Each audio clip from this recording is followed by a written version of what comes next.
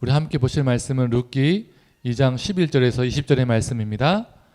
보아스가 그에게 대답하여 이르되 네 남편이 죽은 후로 네가 시어머니에게 행한 모든 것과 네 부모와 고국을 떠나 전에 알지 못하던 백성에게로 온 일이 내게 분명히 알려졌느니라. 여호와께서 네가 행한 일에 보답하시기를 원하며 이스라엘의 하나님 여호와께서 그의 날개 아래에 보호를 받으러 온 네게 온전한 상을 주시기를 원하노라 하는지라. 룻이 이르되 내 주여 내가 당신께 은혜 있기를 원하나이다. 나는 당신의 하녀 중에 하나와도 같지 못하오나 당신이 이 하녀를 위로하시고 마음을 기쁘게 하는 말씀을 하셨나이다 하니라. 식사할 때에 보아스가 룻에게 이르되 이리로 와서 떡을 먹으며 네 떡 조각을 쪼에 찍으라 하므로 룻이 곡식 빼는 자 곁에 앉으니 그가 볶은 곡식을 주매 룻이 배불리 먹고 남았더라. 룻이 이삭을 주우러 일어날 때에 보아스가 자기 소녀들에게 명령하여 이르되 그에게 곡식단 사이에 줍게 하고 책망하지 말며 또 그를 위하여 곡식 다발에서 조금씩 뽑아 버려서 그에게 줍게 하고 꾸짖지 말라 하니라. 룻이 밭에서 저녁까지 줍고 그 주운 것을 떠니 보리가 한 에바쯤 되는지라. 그것을 가지고 그 성읍에 들어가서 시어머니에게 그 주운 것을 보이고 그가 배불리 먹고 남긴 것을 내어 시어머니에게 드리매 시어머니가 그에게 이르되 오늘 어디서 주었느냐 어디서 일을 하였느냐 너를 돌본 자에게 복이 있기를 원하노라 하니 룻이 누구에게서 일했는지 시어머니에게 알게 하여 이르되 오늘 일하게 한 사람의 이름은 보아스니이다 하는지라. 나오미가 그에게 이르되 그가 여호와로부터 그가 살아있는 자와 죽은 자에게 은혜 베풀기를 그치지 아니하도다 하고 나오미가 또 그에게 이르되 그 사람은 우리와 가까우니 우리 기업을 물을 자 중에 하나이니라 하니라. 아멘. 말씀을 들으시는 모든 성도님들에게 하나님의 은혜가 있기를 간절히 소망합니다. 우리가 살아가는 이 지구에서는 여전히 기근과 흉년으로 고통받는 사람들과 고통받는 나라들이 있습니다. 그러나 대부분 우리가 흉년이나 기근을 경험해 본 적은 없습니다. 비가 내리지 않아서 가뭄을 경험하긴 하지만 우리가 실제로 농사를 짓지 않기 때문에 대부분의 사람들이 농사를 짓지 않죠. 그래서 실질적으로 그 가뭄이 와닿지가 않습니다. 이 가뭄이 뉴스나 인터넷 기사에서 보도가 되더라도 우리가 어떻습니까? 물을 못 마시거나 식량이 모자라서 굶주리는 경험은 거의 없습니다. 그런데 우리나라도 예전에는 흉년과 기근이라는 것이 참 무서운 재앙이었죠. 기근을 통해서 수많은 사람들이 생명을 잃기도 했습니다. 창세기에서도 아브라함이 기근을 맞은 사건이 있었습니다. 그는 하나님의 부르심을 받아서 가나안 땅으로 왔지만 이 가나안 땅에 심한 기근이 내렸습니다. 그 기근을 피해서 온 가족을 데리고 어디로 갔죠? 애굽으로 피신했습니다. 그런데 그 기근이라는 재앙을 피해서 애굽에 왔는데 그에게 더 큰 재앙이 기다리고 있었죠. 무엇이었죠? 자신의 아내 사라가 애굽의 왕 바로의 아내가 될 뻔한 상황을 직면하게 된 것입니다. 아마 그때 아브라함은 애굽 땅으로 피신한 것을 굉장히 후회했을 겁니다. 오늘 본문에서도 아브라함처럼 기근을 피해서 가나안 땅을 벗어난 사람들이 있었습니다. 바로 엘리멜렉의 가정이었습니다. 이 엘리멜렉은요 유다 지파 베들레헴 출신의 사람이었습니다. 이 베들레헴의 뜻이 무엇이죠? 빵집, 떡집이라는 의미를 가지고 있습니다. 즉 다른 지역보다 먹을 것이 풍부한 지역이라는 의미입니다. 그런데 이 베들레헴조차도 기근에 시달려서 사람들이 뭐예요? 제대로 먹지 못했다는 겁니다. 이 베들레헴조차 기근에 시달렸다는 것은 이스라엘의 다른 지역은요 볼 것도 없다라는 것을 말해주고 있습니다. 그 가나안 땅의 심한 흉년으로 인해서 모든 사람이 기근에 시달렸습니다. 이 엘리멜렉의 가정은 이 기근을 피해서 요단강 건너편 모압 땅으로 이주했죠. 이 창세기에서 나온 아브라함처럼 이 엘리멜렉의 가정도 기근이라는 재앙을 피하려다가 더 큰 재앙을 경험하게 됩니다. 이 모압 땅에서 엘리멜렉이 죽고 이 엘리멜렉의 두 아들도 죽게 되죠. 오직 엘리멜렉의 아내 누구죠? 나오미와 또 나오미의 두 며느리 남게 됩니다. 그 당시는 시족사회 그리고 남성 중심의 사회였기 때문에 한 가정에서 모든 남성들이 죽었다는 것은 모든 소망이 그 가정 안에서 끊어졌다는 겁니다. 그 가정의 대가 완전히 끊어졌기 때문이죠. 그런데 이 엘리멜렉의 가정이 이 풍비박산난 이 사건이 시대적으로 언제 일어난 사건인지 아시나요? 룻기 1장 1절 전반부를 한번 읽어보겠습니다. 사사들이 치리하던 때에 그 땅에 흉년이 드니라. 바로 이 사사시대 때에 이 엘리멜렉의 가정이 남성들이 다 죽고요. 이스라엘 땅에 기근이 내렸다는 겁니다. 이 사사시대가 어떤 시대였죠? 왕이 없었던 시대였습니다. 그래서 사사기를 보면 왕이 없었다라는 이 문장이요 여러 번 반복해서 강조됩니다. 이스라엘에 왕이 없었기 때문에 우리나라도 우리 이스라엘도 다른 나라처럼 왕이 필요하다는 것을 그 당위성을 말해주고 있는 거죠. 그런데 이스라엘에게 왕이 없었을까요? 그들에게는요 이 여호와 하나님이라는 참 왕이 있었습니다.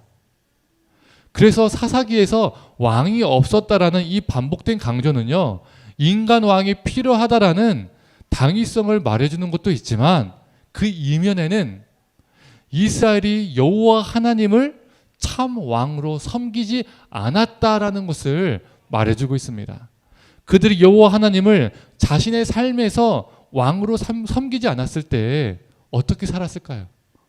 사사기 2장 17절의 말씀입니다.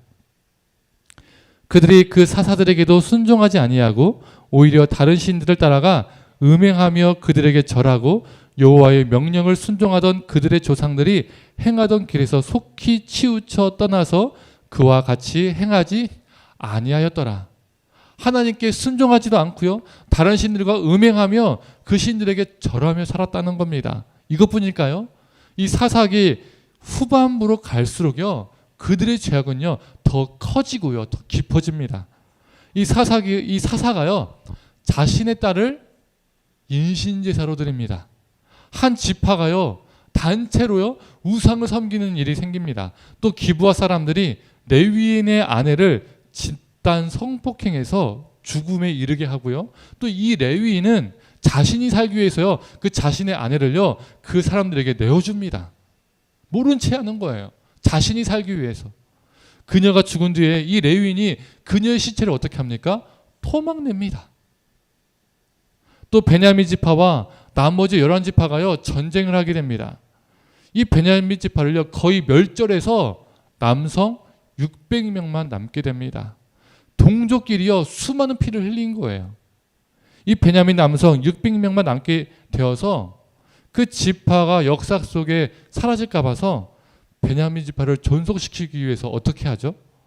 이 11지파가 실로와 길랏 야베스에 있는 여성들을 데리고 와서 베냐민 지파의 대를 잇게 만듭니다.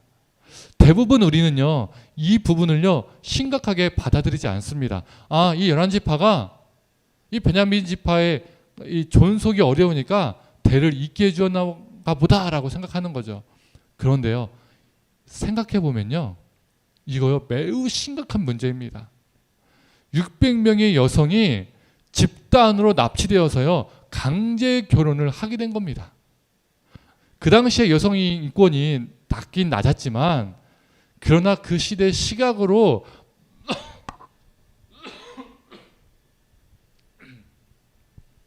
그 시대 시각으로 바라본다 해도요 이건 심각한 문제입니다. 그 당시에 결혼이라는 것은 가문과 가문이 이어지는 것이기 때문에 부모와 부모끼리 약속과 동의하에서 결혼을 하게 되었습니다. 그리고 지참금을 주고 받고 하면서 결혼이 진행되었죠. 그런데 이 사사기에서 나온 이 사건은요, 집안 간에 부모 간에 약속과 동의 없이 이런 것이 하나도 없습니다. 납치당해서 강제 결혼을 한 겁니다. 더 노골적으로 말하면 600명의 여성이 집단 납치되어서 자신의 의사와 상관없이 유린을 당한 겁니다. 이렇게 사사시대는 무자비한 시대였습니다. 신앙도 도덕도 윤리도 삶도 다 무너진 시대였습니다. 하나님이 왕이신데 하나님을 왕으로 모시지 않은 시대, 영적인 가뭄의 시대, 깜깜한 어둠의 시대가 바로 사사 시대였습니다. 이 나오미의 남편 이 엘리멜렉, 이 엘리멜렉의 이름의 뜻이 무엇인지 아시나요?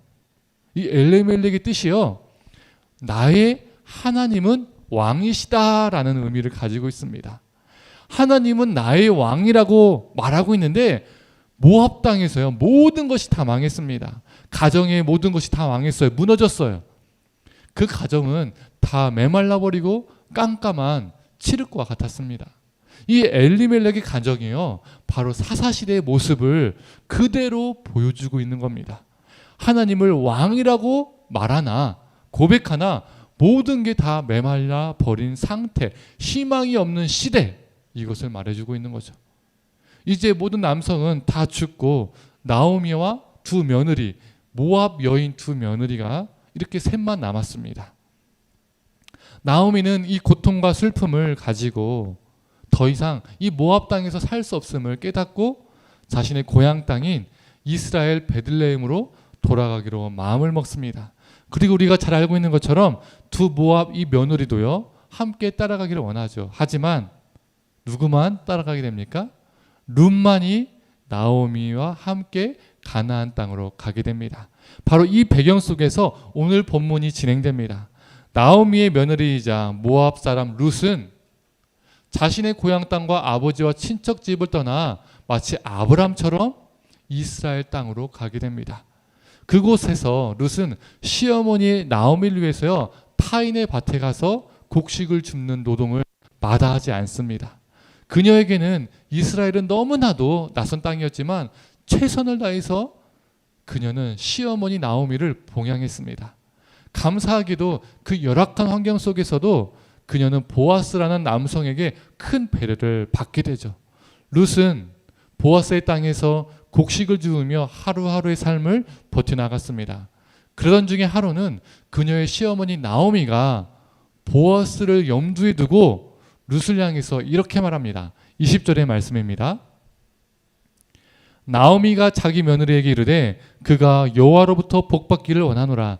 그가 살아있는 자와 죽은 자에게 은혜 베풀기를 그치지 아니하도다 하고 나오미가 또 그에게 이르되 그 사람은 우리와 가까우니 우리 기업 물을 자 중에 하나이니라 하니라. 기업 물을 자, 이 문장이요 매우 중요합니다. 뭐 대기업을 상속받는다, 뭐 재벌 2세다 이런 뜻이 아니죠. 이 기업 물을 자를요 히브리어로 보면요 가할 또는 고엘이라고 합니다.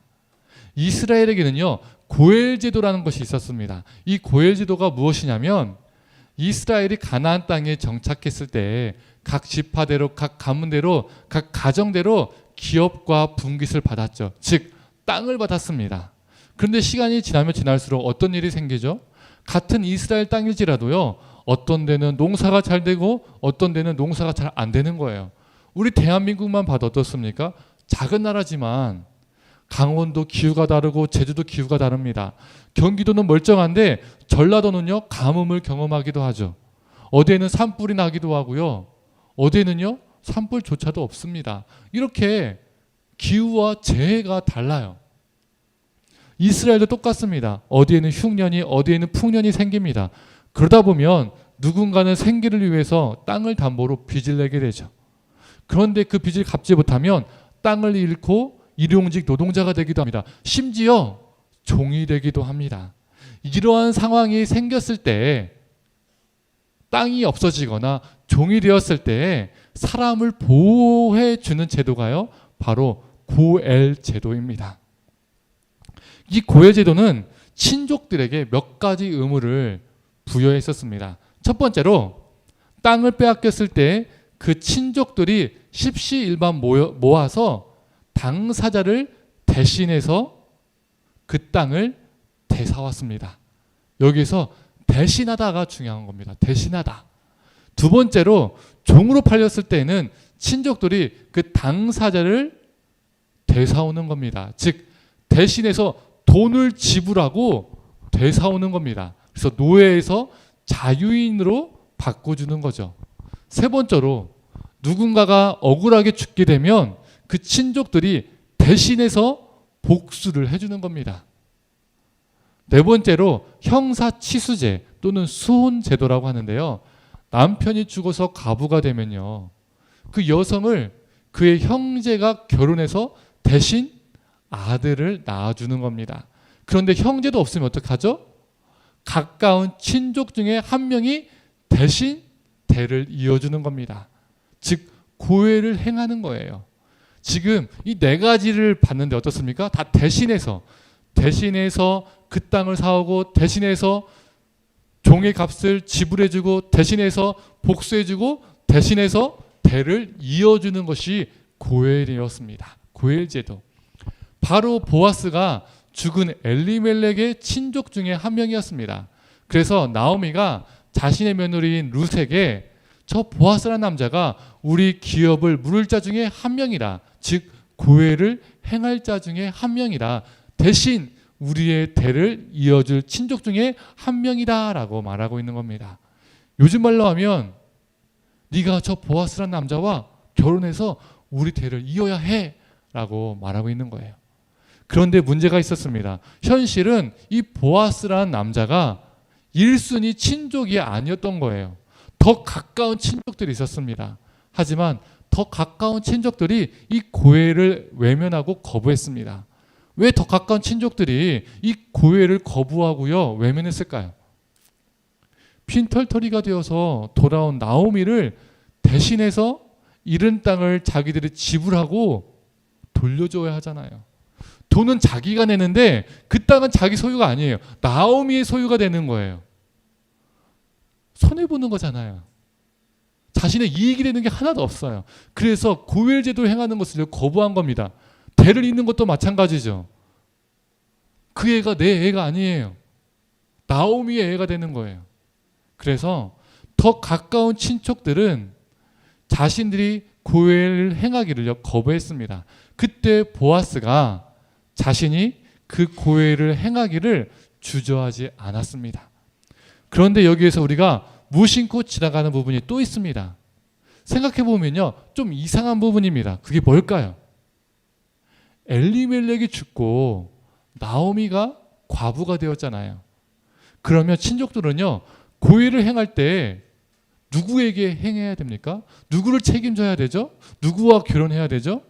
룻이 아니라 나오미입니다. 나오미. 친족 중에 한 명이 나오미와 결혼해서 나오미를 책임지고 나오미를 통해서 대를 이어야 해요. 그런데 현실적으로는 나오미가 노년이 되어서 자녀를 생산할 수 없으니까 나오미는 자신의 며느리인 룻을 보아스와 결혼시켜서 대를 잇고자 했습니다. 나중에 룻이 아들을 낳았을 때요, 동네 여인들이 뭐라고 했을까요? 4장 17절 전반부의 말씀입니다. 그의 이웃 여인들이 그에게 이름을 지어주되 나오미에게 아들이 낳다 하여. 누구에게 아들이 태어났다고요? 나오미에게. 지금 아들을 낳은 것은요 룻인데, 며느리 룻인데, 동네 사람들은 나오미에게서 아들이 태어났다라고 말하고 있는 거예요. 즉 고엘 제도의 근거에서 말하고 있는 겁니다. 생물학적으로는 룻에게서 아들이 태어났지만 동네 사람들은 이 고엘의 근거에서 나오미에게서 아들이 태어났다라고 말하고 있는 것이죠. 여튼 자기 순서가 아님에도 불구하고 보아스는 자신의 손해를 기꺼이 감수하고 고엘을 행했습니다. 이 사실이 보아스가 어떤 사람이라는 것을 보여줄까요? 앞에서 우리가 오늘 본문의 배경이 되는 사사시대는 어떠한 시대라고 했죠? 하나님이 왕이신데 하나님을 왕으로 모시지 않았던 시대, 영적 가뭄의 시대, 깜깜한 어둠의 시대라고 했습니다. 신앙도 도덕도 윤리도 삶도 다 무너진 무자비한 시대라고 했죠. 룻기에서도 보여주는 것처럼 더 가까운 친족들이 자신들의 이익에 손해가 될까 봐 어떻게 했습니까? 그 가까운 나오미도 외면했던 시대입니다. 연약한 과부를요 거부하고 외면했던 시대였던 거예요. 궁의를 상실한 시대, 무자비한 시대에서 보아스는 자비를 베푸는 사람이었습니다. 자기가 순서가 아님에도 자기의 손해를 기꺼이 감수하고 룻과 나오미를 절망에서 건져낸 사람이었죠. 슬픔과 고통에서 건져내어준 사람이었습니다. 그가 행한 고의를 통해서 나오미의 가정에 생명이 깃들게 되었죠. 그런데 성도님들, 이 히브리어 고엘이란 단어가 우리말로 어떤 단어인지 아십니까? 이 기업을 물을 자, 이게 고엘이라고 했잖아요. 근데 이 고엘이라는 단어가요, 우리 한글 성경, 우리 개역개정 성경에요, 어떤 단어로 번역된지 아시나요? 두 글자로요 번역되어 있습니다. 어떤 단어와 일치할까요? 우리에게 정말 익숙한 단어입니다. 바로 속량 구속이라는 단어입니다. 이 속량 구속이라는 단어 뜻이 무엇이죠? 대신 값을 치르고 종에게 자유를 주는 것을 속량 또는 구속이라고 하는 겁니다. 제가 앞에서도 고엘제도 중에 하나가 친족의 빚을 대신 갚아서 그 친족을 종에서 자유인으로 만드는 것이 고엘이라고 했잖아요. 보아스는 가난하고 비참한 삶을 살고 있던 이 두 여인을요, 대신 값을 치르고 속량해 준 겁니다. 나락으로 떨어져 종과 같은 삶을 살 수밖에 없었던 이 두 여인을 그 나락에서 건져내 준 겁니다. 즉 고엘, 속량을 해준 것이죠. 그래서 기업을 물을 자 중에 하나라는 것을요, 다르게 표현하면요, 우리를 속량해 줄 사람 중에 한 사람이다라는 표현인 겁니다. 보아스의 사랑과 자비가 없었다면 그녀들의 삶은요, 죽음으로 내몰렸을 겁니다. 보아스는 자신의 손해와 희생을 감수하면서까지 고엘, 즉 속량을 이행했던 겁니다. 이 고엘을 통해서 보아스와 룻은 결혼하고 둘 사이에서 자손이 태어났습니다. 이들의 증손자가 누구인지 아시나요? 바로 다윗입니다. 다윗. 그런데 성경을 보면요, 이 고엘을 행한 존재가 또 있었습니다.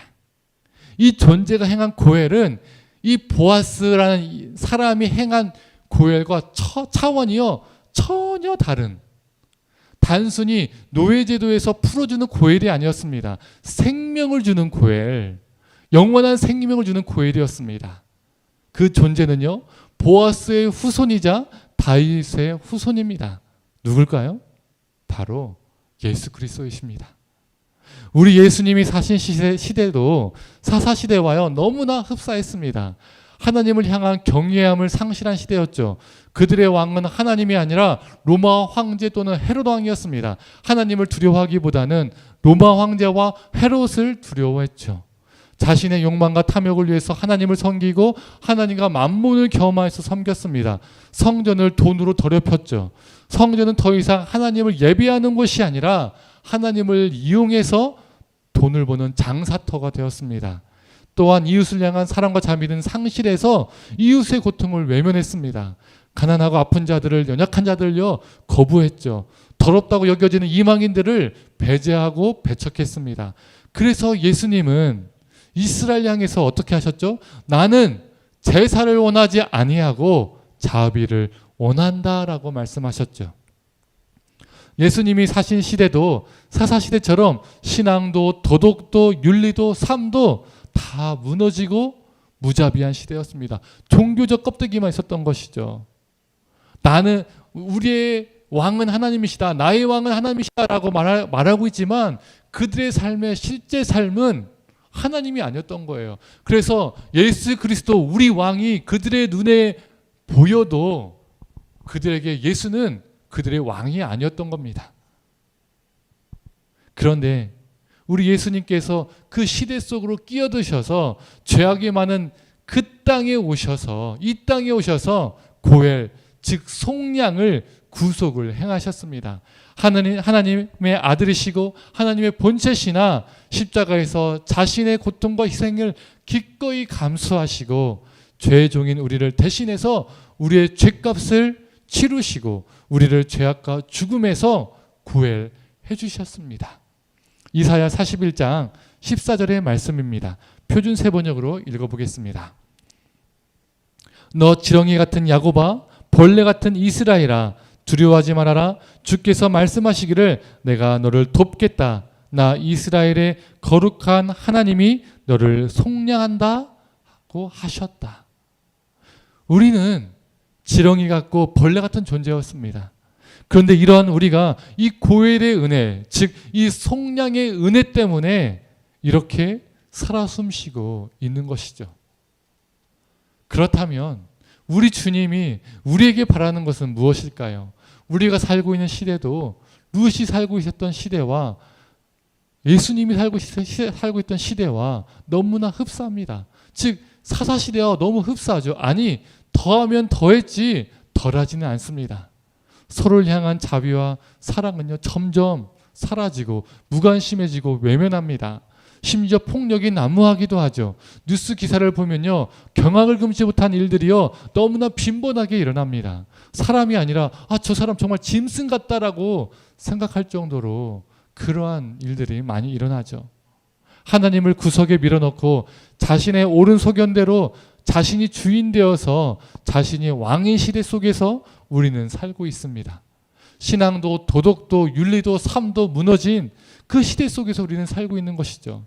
영적 가뭄의 시대입니다. 깜깜한 어둠의 제2의 사사 시대인 것이죠. 수많은 기독교 방송과 유튜브를 통해서 수많은 설교를 들을 수 있지만 말씀이 홍수처럼 넘쳐나지만 영적인 가뭄의 시대를 우리는 살고 있습니다.